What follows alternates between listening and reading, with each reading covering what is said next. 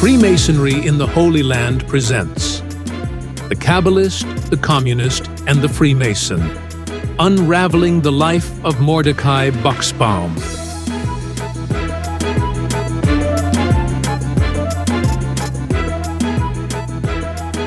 All right, so today we're going deep on this guy, Mordecai Buxbaum. Oh, yeah, this guy is fascinating. Okay, so you know how some historical figures, they're kind of, straightforward. Right. But this Buxbaum, he was an Orthodox Jew, but also a Freemason, and even before that, a communist revolutionary, and then later on, like a respected lawyer in Jerusalem. Yeah, it's pretty wild. Yeah, like one person, all those different things. How does that even work? Yeah, that's what makes him so interesting, right? Trying to understand how he balanced all those different parts of himself. So that's basically our mission today. Unpacking this guy's life and try to figure out his beliefs and, how he saw the world. Exactly. Luckily, we've got some cool stuff to work with. Like we have these biographical entries about him. And there's also this paper about Masonic Kabbalah that talks about him a bunch. That's a good one. Yeah. And then we also have some of his lodge documents and even a transcript of a lecture he gave when he was like the head honcho of his lodge. Oh, that's going to be juicy. Yeah, right? Plus, there's some letters about how his lodge got started in the first place. So it's like a little treasure trove of primary sources. Totally. It's going to be fun to dig in. Yeah, it really is.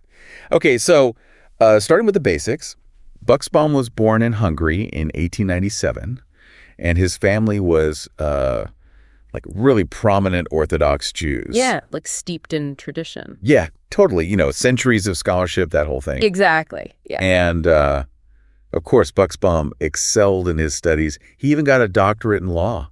Wow. Yeah. So you'd think, okay, this guy's on the straight and narrow. Well, for sure. Coming from that kind of rabbinical lineage and, the religious education he had, that's got to be a strong influence. Totally, yeah.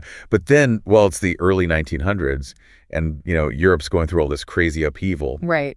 And get this, Buxbaum gets involved in the communist revolution. No way. Yeah, for real. He even worked for Bela Kun, as his assistant. Wow. Talk about a plot twist. I know, right? Like, how'd that even happen? Right. Like, how do you go from, that super religious upbringing to being a revolutionary? Yeah, it seems like such a contradiction. It does. But, it was a crazy time back then. Yeah. So many young people, even if they came from religious families, they got swept up in those communist ideals. So maybe that's where his, I don't know, maybe that's where his commitment to social justice comes from. Mm-hmm. Like later on, he was a huge advocate for like the Haredi community. Yeah. As a lawyer, right?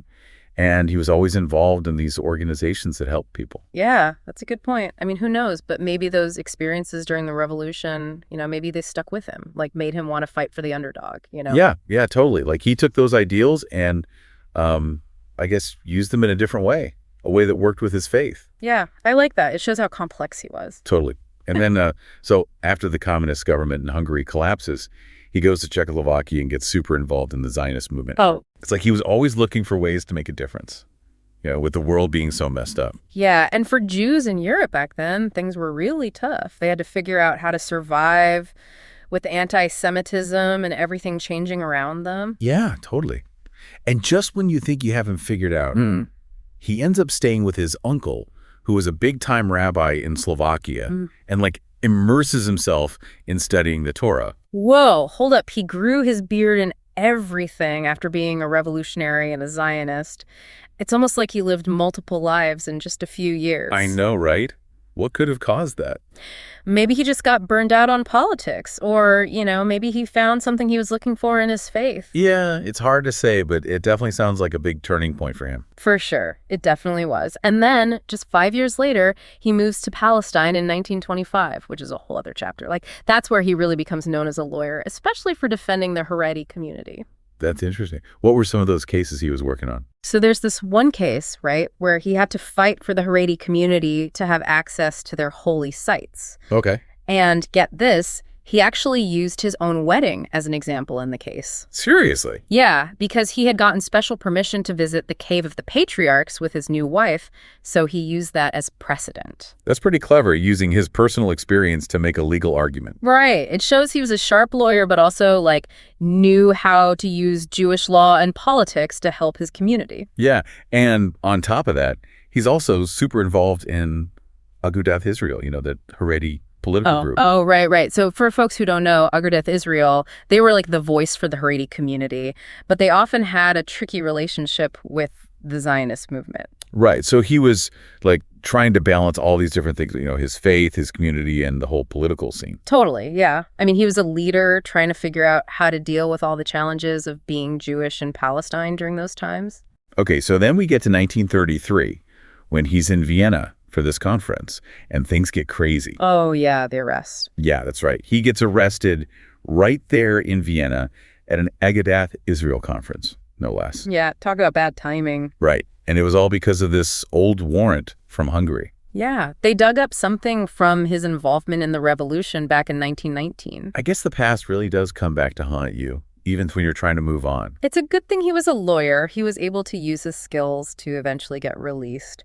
But before we jump into all that, we should talk about this secret society he was part of. Wait, hold on. A secret society? Tell me more. Yeah, it's called Ochva. It was this Orthodox Jewish group that focused on helping each other out and supporting their community. So it was a secret club within an already kind of, insular community. That's interesting. What were they all about? Well, they were all about brotherhood and charity, which, kind of sounds familiar, right? Yeah, a little bit. Where are you going with this? Well, because Buxbaum was a member of Ochva, but that wasn't all. He also went on to become the first worshipful master of a Masonic lodge called Lodge Ari in Jerusalem. Hold on, wait, a Masonic lodge? Yeah, and not just any Masonic lodge. It was a Hebrew-speaking lodge. Seriously? That doesn't sound very Masonic. I know, right? It gets even wilder. This lodge, Lodge Ari, was actually part of the Grand Lodge of Germany in exile. What? Exiled? How does that work? Well, you know how the Nazis shut down all the Masonic lodges in Germany? Right. A lot of those Masons ended up in Jerusalem and started their own Grand Lodge there so they could keep their traditions alive. Okay, that makes sense. So Buxbaum, a super Orthodox Jew, is running a Masonic lodge started by exiled German Freemasons. Yep.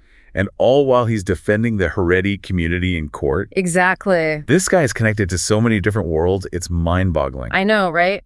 And this is where his views on Kabbalah start to get really interesting. Remember that transcript of his lecture we talked about? It gives us a glimpse into how he might have put all these pieces together. So how did he manage to connect Kabbalah, Orthodox Judaism, and Freemasonry? Yeah. They all seem so different. Well, in this lecture, he talks a lot about Rabbi Isaac Luria, the most important figure in Kabbalah. Right. And actually, that's where the name of the lodge comes from, Ari. It stands for Rabbi Isaac Luria. Oh, wow. So he's straight up bringing Kabbalah into the Masonic world. Pretty much, yeah. He's talking about Luria's mystical experiences and all this deep spiritual stuff to a group of guys who might not know anything about Kabbalah. That's bold. What kind of reaction did he get? Do we know if people were into it? Sadly, no, we don't have anything about that. Okay. But we do have his words, and that's pretty amazing in itself. True. So you said he talked about Luria's mystical experiences, like what? He told this story about Luria going off and living by the Nile River, immersing himself in all these Kabbalistic texts and having these incredible revelations. That's pretty intense. Yeah. It's like the classic image of a mystic going off on a spiritual quest. It's kind of like those Masonic rituals. They use all these symbols and stories to teach about deeper truths. Do you think Buxbaum saw those parallels too? I think it's definitely possible. I mean, it seems like he saw value in both Kabbalah and Freemasonry, and instead of keeping them separate, he was trying to weave them together. Yeah, and remember, this is all happening in a Hebrew-speaking lodge founded by German Freemasons in exile. Yeah. It's crazy how all these different historical events and cultural things are coming together in this one place. Buxbaum wasn't just watching it all happen. He was right in the middle of it, shaping things with his legal work, his activism, and his leadership in both the Haredi community and the Masonic world. It sounds like he was trying to find common ground between all these different, sometimes conflicting worlds. Did he think Kabbalah and Freemasonry could work together?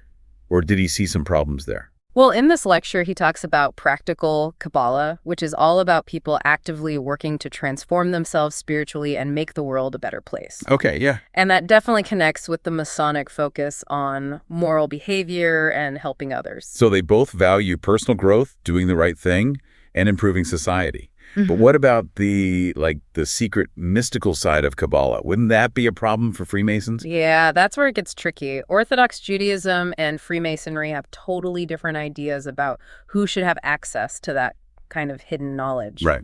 Judaism is much more strict about it. So Buxbaum had to be really careful not to upset either side. I mean, he's presenting these Kabbalistic ideas, but he can't go too far. Yeah, he had to walk a fine line. And actually, at one point in the lecture, he hints at a deeper connection between Kabbalah and Freemasonry, but says he'll talk about it more later. Really? But do we know what he said later? No, sadly, we don't have any record of another lecture. Oh, man. Now we'll never know. It would have been fascinating to hear him explain that. I know, but even without that missing piece, we've still learned so much. Yeah, I guess so. From everything we've looked at, he was a truly unique individual who refused to be put in a box. Definitely. He had all these contradictions, but he was deeply committed to everything he did. He was always searching for knowledge and trying to make the world a better place. And those contradictions, they're what make him so interesting to study. It's like he's showing us that people are complex, we all have different sides to us, and sometimes the most interesting people are the ones who don't fit neatly into any category. He wasn't afraid to challenge what people thought or do things differently. And because of that, he left a legacy that continues to inspire people even today. Absolutely. But let's go back to that arrest in Vienna for a minute. You were saying he was there for a conference. Yeah, for an Agudath Israel conference. And they arrested him right there. Yep. Based on that warrant from Hungary, something about his involvement in the revolution back in 1919. Wow. It's like his past was always catching up to him, even when he was trying to build a new life. It's a reminder that even when we move on, what we've done can still come back to affect us. Yeah, but Buxbaum, he didn't let it stop him. He kept going, kept fighting for his community, kept learning and exploring his faith. Exactly. He was resilient. Speaking of which, let's dig into how Lodge RE got started. We have some letters that shed some light on that. Oh, yeah, like that letter from the Grand Lodge of Germany in exile, right? They were congratulating Buxbaum on establishing the lodge. Right, and they even said that, as far as they knew, it was the only Hebrew-speaking lodge in existence. Pretty cool, right? Yeah, definitely. We also have this document confirming the lodge's registration. It lists Buxbaum as the worshipful master and names all the other founding members. It's like a snapshot of that moment in time, the birth of this new Masonic community in Jerusalem. But it wasn't all celebrations and congratulations, was it? Didn't the Grand Lodge have some issues with the lodge? You're right. They did send a letter with some concerns about the members in the lodge's bylaws. They specifically said that people in Lodge RE couldn't also be members of other lodges. Interesting. Apparently some of them were. They also wanted a list of all the members and their Masonic history. So even in the world of Freemasonry, there's bureaucracy. Pretty much, yeah. Buxbaum had to deal with all that on top of trying to create a space for Hebrew-speaking Masons in Jerusalem. It shows his skills as a leader. Yeah, like he could bring people together and make things happen. Exactly. He was definitely a man of action. So we see that he was passionate about Freemasonry, its ideals of brotherhood, helping others, and seeking knowledge. But how did he reconcile that with being such a devout Orthodox Jew? That's the big question, isn't it? And unfortunately, we might never have a definitive answer. Right. But by looking at all these sources we have, by piecing together the bits and pieces of his life, I think we can at least start to understand this incredible person. We see how he navigated a really complicated world, embraced different parts of himself, and tried to build a more just and peaceful world, using what he learned from his faith in Freemasonry. Absolutely. It's amazing to think about everything Buxbaum was doing. He was a lawyer, a leader in his community, he studied Kabbalah, he was a Freemason. It's a lot to juggle. I wonder what a normal day looked like for him. Oh, yeah. It must have been a constant back and forth between all these different parts of his life, each with its own set of rules and expectations. Like, one minute he's in court defending people, then he's at the lodge talking about Kabbalah with the other Masons, and then he goes home and has to focus on his family and religious studies. This guy had so much energy, and he was clearly passionate about everything he did. He wasn't just going through the motions. He was actively trying to make things better. And it wasn't like he just kept all these parts of his life separate. He was trying to figure out how they fit together, how to make them into one cohesive whole. From everything we've learned, it seems like Buxbaum was always looking for those connections, those bridges between things that seemed totally different. Whether it was the Communist Revolution, Zionism, going back to Orthodox Judaism, his involvement with Achva, or his fascination with Kabbalah, he was always trying to bring things together, to find some kind of common thread. And that's what makes him so fascinating, right? He makes us question what we think we know about identity, faith, and like how we learn about the world.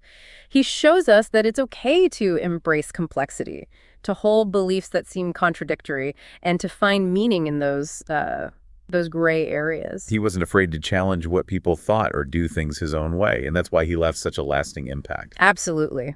His story shows how much people can grow and change and how they can reconcile things that seem totally opposite. It's a good reminder that we're all constantly changing and adapting. So, as we wrap up this look at the life of Mordecai Buxbaum, what are the big takeaways for everyone listening? What can we learn from him? Well, first of all, people are complicated. We all have multiple sides to us. Buxbaum's life proves that. He didn't fit neatly into any category, and he embraced that. He shows us that you can be deeply connected to tradition and still be open to new ideas. You can be a devout believer and still question things, and you can be a passionate advocate while also trying to bring people together. Yeah, I think that's really important. And second, his story shows how much history, culture, and personal experiences are all connected. The political chaos of the early 1900s, the challenges of being Jewish in Palestine under British rule, his deep involvement in both religious and secular traditions, it all played a role in shaping who he was. It's like we don't exist in a bubble. Yeah. What happens around us shapes us, and we have the power to shape what happens around us too. Exactly. And finally, I think Buxbaum's story encourages us to be curious, to learn about the people who came before us, and to try to understand things, even when they're complicated. Yeah, his life is like an invitation to explore those hidden motivations and meanings behind what people do, and to find inspiration in unexpected places. It reminds us that sometimes the most rewarding journeys are the ones that take us off the beaten path, the ones that make us question what we think we know, and the ones that show us just how rich and diverse human experiences can be. I couldn't have said it better myself. Well, thanks for joining us for this deep dive into the extraordinary life of Mordecai Buxbaum. We hope you've gained a new appreciation for how complex identity can be, how powerful ideas can be, and how people who challenge the norm and embrace that complexity can leave behind a legacy that lasts for generations.